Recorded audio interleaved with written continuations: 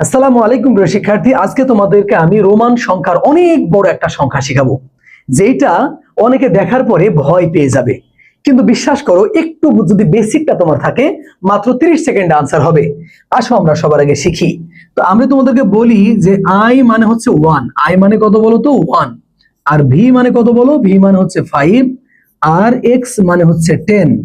দেখো, এল মানে হচ্ছে 100, এল মানে 50, এল মানে কত বললাম 50, আর সি মানে সেঞ্চুরি 100।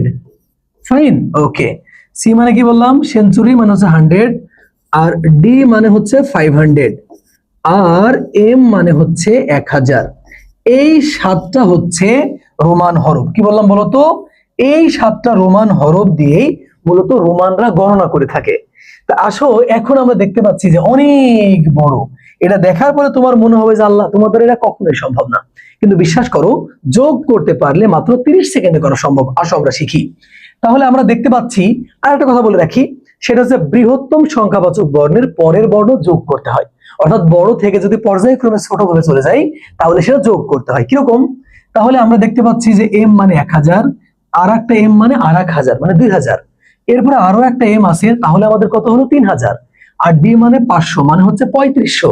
সি মানে 100, 3600। আর একটা সি মানে 100, 3700। এল মানে 50, তাহলে 3750। এক্স মানে 10, 3750, 60, 70। ভি মানে কত বলতো 5, তার মানে 3775। আই মানে 1, 3776, 3777।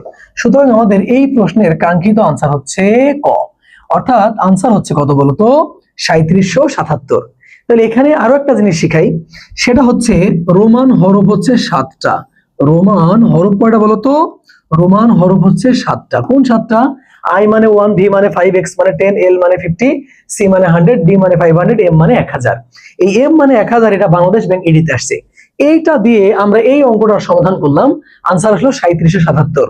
নিয়ম হচ্ছে বৃহত্তম সংখ্যাবাচক বর্ণের পরের বর্ণ যোগ করতে হয়। ফর এক্সাম্পল তোমাদেরকে আমি বলি যে এক্স আই, এটা মানে আমরা কত জানি 11, কারণ এক্স মানে 10 আর বড়র পরে ছোট আছে মানে যোগ।